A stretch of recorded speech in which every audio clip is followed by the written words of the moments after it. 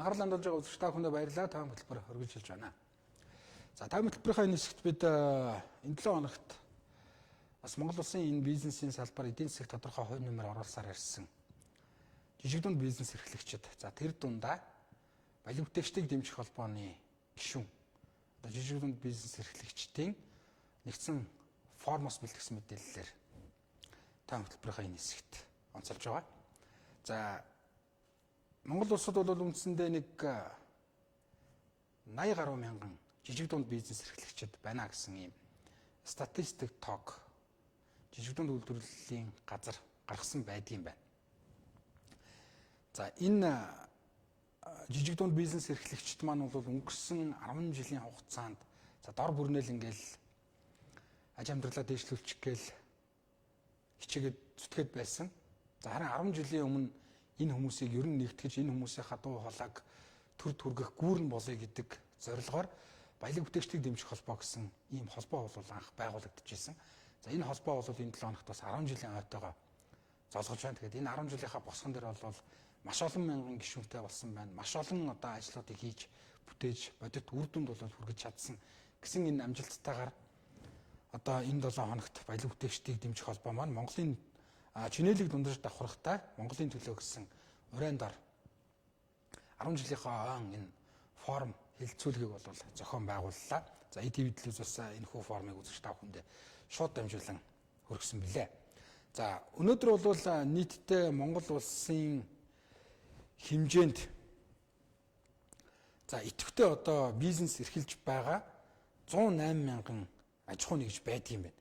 За үүний 82562 нь бол үндсэндээ жижиг дунд үйлдвэрлэл эрхлэгчид. За бүр тодруулж хэлэх юм бол энэ 82562 жижиг дунд бизнес эрхлэгчдийн 54 мянган бичил бизнес эрхлэгч, за 23 мянган жижиг бизнес эрхлэгч, за 4761 нь дунд бизнес эрхлэгч гэж бол үндсэндээ ангилагддаг. За энэ жижиг дунд үйлдвэрлэлийн салбарт бол нийтдээ 549,791 хүн бол ажилтг юм байна. Гэтэл манай Монгол улсын нийт одоо ажиллах хүч бол 1.3 сая. За үүний 500 бараг 50 орчим мянган нь бол одоо жижиг дунд үйлдвэрлэлийн салбарт бол үндсэндээ ажиллаж байна. За баялаг бүтээгчдийг дэмжих холбоо байгуулагдсан цагаас хойш бол бас тодорхой ажлуудыг хийсэн.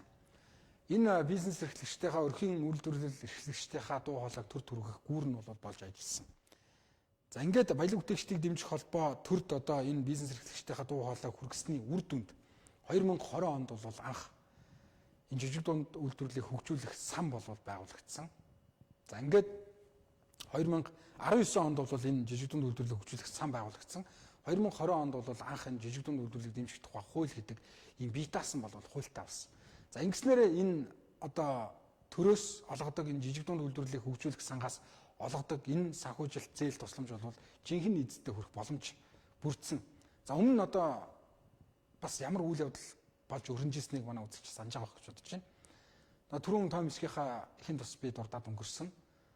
Одоогоос 7-8 орчим жилийн өмнө тухайн үедээ одоогийн ерөнхийлөгч Хүрс Сүх ерөнхий сайдаар ажиллаж байхдаа нэр бүхий маш олон их хурлын гишүүдэд хамаарал бүхий компаниудад нь энэ жижиг дунд үйлдвэрлэлийг хөгжүүлэх сангаас зээл олгосон байдаг. Тэр тэрбум төгрөг.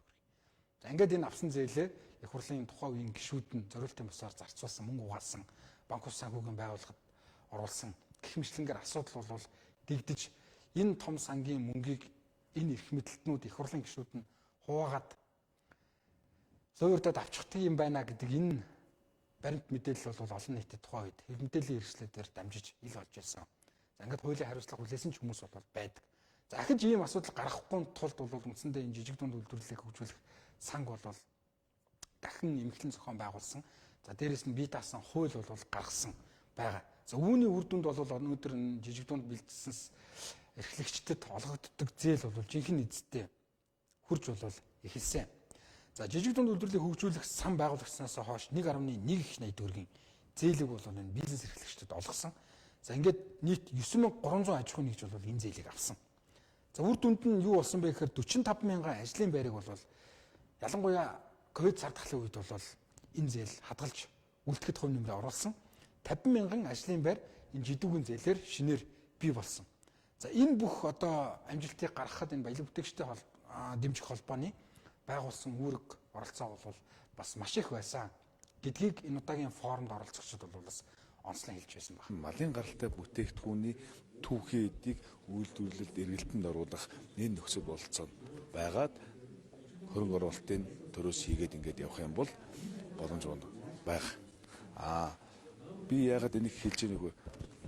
Ганцхан тэр малын гаралтай түүхий эдээс гадна түүнийг инновацийн гэсэн бүтээгдэхүүн болгож үйлдвэрлэх энэ процессор нь оруулах дараагийн юм шатрууга орох нөхцөл бололцоо нь бүрдүүлж чадах юм бол зүүн бүсэд энэ үйлдвэрлэл хөгжих, малын гаралтай бүтээгдэхүүнээр хөгжүүлэх ийм боломж олцоонууд байгаа. 2019 онд баялаг бүтээгчдийг дэмжих холбоонд гишүүнээр ороод баялаг бүтээгчдийг дэмжих нэвтрүүлэгт даваа даргуурж оролцуулж исэн. Тэгээд мэдээж яг анх бизнес эрхэлж байгаа бид нар чинь хийсэн бүтээлснээ танилцуулах нь маш чухал байдаг учраас тэр нэвтрүүлэг маш өгж маш олон хүнд хүрснээр үйлдвэрлэл маань ер нь хөгж бас гарааны нэг дэмжлэг нь болж өгсөн. Эх орондоо хийж бүтээнтэй ерөөсө байдгүй зүйлийг бий болгоод оюуны өмч аваад ингээд хийж бүтээн тэгээд тэр нь хүмүүсийн хэрэгцээг хангана гэдэг бол үнэхээр гайхалтай зүйл байнамаа. Өөрсдөө гэсэн хуйлтаа бодоод явахаар мэдээж дараагийн үйлдвэр эрхлэгчид маань маш их боломжууд гарч ирнэ. Жижиг дунд үйлдвэр, батлан далтын сан, тийм ээ, цагаан алт ингээд ийм сайхан боломжууд гарч ирж байна. Цаашдаа жижиг дунд үйлдвэрлэлүүд маань томроосоо гэж бодож байна. Инхийн тулд одоо кадастрын системд орж доктортой үйл ажиллагаа явуулах хэрэгтэй болов уу гэж бодож байна. Холбоо бол одоо энэ жижиг дунд үйлдвэрлэлүүдэд дэмжиж дуу хоолойн болж эднэрийг сурталчилж эднэрийг ард түмэнд таниулж үндэсний үйлдвэрлэлээ хэрэглэж үндэсний үйлдвэрлэлээ дэмжиж гэсэн урайнд маш сайн ажилласны үр дүнд өнөөдөр бас нийт ард түмэн хэрэглэгч дотоодынхоо бүтээгдэхүүнийг хэрэглэж сурж байна. За энэ 7 хоногт 10 жилийн ойгоо тэмдэглэн өнгөрүүлж байгаа баялаг бүтээгчдийг дэмжих холбооны туулж өнгөрүүлж ирсэн энэ түүхэн 10 жилийн хугацааг одоо ковидын өмнөх буюу ковидын дараах гэж бол үндсэндээ хоёр ангилж болно. За 2020 он буюу ковидоос өмнөх энэ он жилүүдэд бол Монголын энэ жижиг дунд үйлдвэрлэлийн салбарын хөгжил өөр түвшинд байлаа. За 2020 оноос мэдээж ковидын энэ нөхцөл байдал эхэлсэн. За үүнээс хойших энэ 5 жилийн хугацаанд энэ жижиг дунд үйлдвэрлэл эрхлэгчдийн одоо нөхцөл байдал бас шал өөр түвшинд очсон. Онлайн худалдаа, цахим худалдаа гэдэг ийм зүйлүүд бол маш их дэлгэрсэн. За ингээд үйлдвэрлэл эрхлэгчид маань цахимаар онлайнаар бүх одоо бараа бүтээгдэхүүн техник тоног төхөөрөмж гэх юм ийм зүйлүүдэд захиж одоо авдаг болсон гэх мэтчлэнгээр нөхцөл байдал бол маш өөр болсон. За эх 10 жилийн түүхөө бол чинээлэг дундаж давхаргыг одоо бий болгоно гэсэн ийм уриалгыг бол дэвшүүлээд баялаг бүтээгчдийг дэмжих холбоо бол үндсэндээ ажиллахаар болж байна. За саяхан бол нэрээ өөрчилсөн баялаг бүтээгчдийг дэмжих холбоо маань жижиг дунд үйлдвэрлэл үйлчилгээний холбоо болгоно нэрээ бол өөрчилсөн. За ингээд нэрээ өөрчилдөг ч гэсэн бас тодорхой бодлого зорилтыг хэрэгжүүлэх үүднээс ингэж нэрээ өөрчилсөн бах. За тэр ч утгаараа одоо чинээлэг дундаж давхаргыг эх 10 жилд одоо бий болгоно гэдэг маш том юм амбицтайгаар эх 10 жилийнхаа үйл ажиллагааг төлөвлөж энэ 7 хоногт одоо 10 жилийнхаа он хүрээнд зохион байгуулсан форум дээрээ за энэ бодлого зорилтуудаа одоо төрийн төлөөллүүд болоод хувийн хвшлийнхаа энэ бизнес эрхлэгчдийнхаа төлөөллүүдийг цуглуулад ингээд нээлттэй илэн далангуй бас ярилцсан байгаа. Ер нь бол жижиг дунд бизнес эрхлэгчид маань өнөөдөр Монгол улсын эдийн засгийг муундаа үүрч яваа маш том ийм салбар. Одоо тэгвэл энэ жижиг дунд бичил бизнес эрхлэгчтэйгээ хэрхэн яаж дундаас дээш түвшний бизнес эрхлэгчид болох вэ? За ингэснээрээ одоо нөгөө тэдний дэвшүүлээд байгаа энэ чинээлэг дундаж давхаргыг бий болгох боломж бол бүрдэн. За үүнд төр ямар дэмжлэг үзүүлэх вэ? Нэг талаасаа төр дан ганц санхүүгийн дэмжлэг үзүүлээд ах нь өөрөө бас тийм ч оновчтой биш. За тийм ч хангалттай биш байдаг юм байна. За тийм учраас бусад одоо санхүүгийн бус ямар дэмжлэг одоо төрөөс байх вэ? Хууль эрх зүйн орчноо хэрхэн өөрчлөх вэ? За магадгүй наандчил одоо татврын орчныг хэрхэн энэ жижиг дунд бизнес эрхлэгчтэй ээлжтэй болгох вэ гэдэг чиглэлээр энэ хүмүүсийнхаа санаа бодлыг сонсоод энийг нь одоо энэ Монголын жижиг дунд үйлдвэрлэл үйлчлэгээний холбоогоор дамжуулаад төрийн энэ шийдвэр гаргах төвшөнд хүргэх энэ боломж нь бол бизнес эрхлэгчдэд маань бүрэн бол байгаа. За тийм учраас энэ 7 хоногт бас энэхүү форум арга хэмжээгээ зохион байгуулдаг нь ч тэдний дуу хоолойг сонсё гэсэн ийм зорилготой байсан бахаа гэж бодож байна. Монгол хүмүүс яаж хийж чаддгаа одоо сая хүнсний хувьсгал, үндэсний хөдөлгөөн, цагаан алт үндэсний хөдөлгөөнөөр зээл авсан аж ахуй нэгж иргэд маань нэгээс 2 жилийн дотор 50-60 үйлдвэр ашиглалтанд орж шít. Тэгэхээр хийдэг эзэнд нь өгчих юм бол эзэнд нь тэр зээлийг өгчих юм бол маш богино хугацаанд үйлдвэр ашиглалтанд орж ийн. Дэлхийн технологиг Монголд нэвтрүүлж ийн, шинэ инновац нэвтрүүлж ийн. Дээрээс нь сайхан үйлдвэрүүд ашиглалтанд ороод энэний үр дүнд бол одоо шинэ бүтээгдэхүүн өглөө бүр шинэ бүтээгдэхүүн хүн сэргийлж ийн.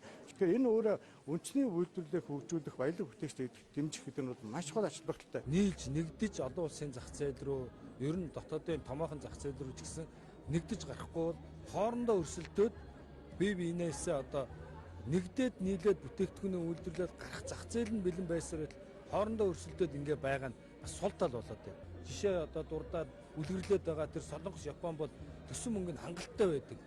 Өгье гэхэд мөнгө нь үлдчихийдэг жилийн төсвийнхөө ард. Гэтэл Монгол хэрэгцээнийхээ бүр 1-2% ч хангаж чадахгүй. Тодорхой салбарыг энэ жилд өгнө гэж суудлын тушаал гаргаад ирсэн төслийнхөө 10-15%-ийг л бид нар зээл олгож байгаа. Эрх зүйн шинжилгээг хийхдээ энийг одоо хэрэгжихүүц санхүүгийн механизмтай бусад бодлогуудыг одоо цогцоор нь шийдэх шаардлагатай байгаа. Одоо төр бизнес хоёр юм тусдаа байх хэрэгтэй байгаа. Энэ хүрээндээ одоо тухайлбал хөдөлмөр эрхлэлтийг дэмжих сан гэдэг хөдөлмөрийн одоо нийгмийн хамгааллын яам дээр байдаг санг одоо өрхийн үйлдвэрлэлийг бизнесийг дэмжиж байгаа сан тийм үү. За энэс залгаад үргэлжлүүлээд одоо одоогийн байгаа жижиг дунд үйлдвэрлэлийн санг бичил дэмжих сан болгоод жижиг дунд үйлдвэрлэлийг дэмжих ийм санхүүгийн корпорац байгуулж хараа тус бие дааж олон их усрын санхүүжилтийн зээлийн их усрыг бүрдүүлэх юм шаардлагатай байна. За өнөөдрийн байдлаар Монгол улсад нэг 100 орчим мянган идэвхтэй үйл ажиллагаа явуулдаг аж ахуйн нэгжүүд байна. За үүний одоо 80 гаруй мянган үндсэндээ жижиг дунд бизнес эрхлэгчид байна гэсэн ийм статистик судалгаа бол байна. Тэгэхээр эндээс юу харагдаж байна гэхээр өнөөдөр манай энэ бизнесийн салбарын одоо 80-аас илүү хувь нь энэ жижиг дунд үйлдвэрлэл эрхлэгчтэй маань нуруунд дээр явд юм байна. Үүний ард одоо мянган ажлын байрууд бол байгаа. Мянган хүмүүс энэ салбараас ажил амьдралын гараагаа эхэлж одоо аж амьдралаа өргөжин дэвшлүүлж явж байгаа гэдэг нь бол ойлгомжтой. За мэдээж томоохон үндэсний одоо бүтээн байгуулагч компаниуд бол маш цөөн хувийг маш цөөн тоогоор бол эзэлдэг. За тийм учраас энэ жижиг дунд үйлдвэрлэл эрхлэгчдийг одоо цаашид хэрхэн яаж төр бодлохоор дэмжих юм бэ гэдэг энэ одоо санаачлагын үндсэн дээр улсын хурлын гишүүн Бадамсүрэн бас энэ жижиг дунд үйлдвэрлэлийг дэмжих тухай хуульд одоо өөрчлөлт оруулахын хуулийн нэмэлт өөрчлөлтийг санаачлаад их хурлын төвшөнд бол ажиллаад явж байгаа юм байна. За тэр чагуулгаараа бас энэ 7 хоногт энэ жижиг дунд үйлдвэрлэл эрхлэгчдийн форум дээр бол ирж оролцож энэ хуулийнхаа агуулга үзэл санааг бол танилцуулсан. За ер нь олон улсад бол энэ жижиг дунд бизнес эрхлэгчтэйгээ яаж дэмжиждэг бэ гэхээр за нэгдүгürt нь бол мэдээж зээл өгнө. Гэхдээ энэ зээлийн шалгуур за тэр дундаа зээлийн хүүн бол үндсэндээ бага. За мөн хугацаа нь бол урт. За манад өнөөдөр олгож байгаа зээл бол үндсэндээ хугацаа хэдийгээр богино боловч за зээлийн хүүн бол үндсэндээ бас харьцангуй бага байдаг. За ийм байгаа. Тэгвэл энэ зээлийн одоо бодлогыг бол илүү уян хатан энэ жижиг дунд бизнес эрхлэгчдэд илүү нээлттэй болгох чиглэлээр бол энэ хуулийн төсөлдөр тодорхой ийм одоо зүйл заалтууд бол ороод явж байгаа гэдгээ хууль санаачлагч Бадамсүрэн гишүүний хувьд бол илэрхийлсэн байгаа. Тэгээд ямар ч байсан эх 10 жилийнхаа түүхэл Женевийг дундаж давхархыг бий болгоно гэсэн маш том энэ уриалга зорилтыг бол дэвшүүлээд Монголын баялаг бүтээгчдийг дэмжих холбоо маань ажиллахаар болж байгаа юм байна. За анхаарлаа хандуулсан үзэгчид та бүхэнд баярлалаа. Энэ 7 хоногт улс их орнд дүрсэн зарим онцлог үйл явдлуудыг томд үзүүллээ. Эх 7 хоногийн энэ цагтаа ирэх уулзлаа дүр баяртай үзэгчтэй.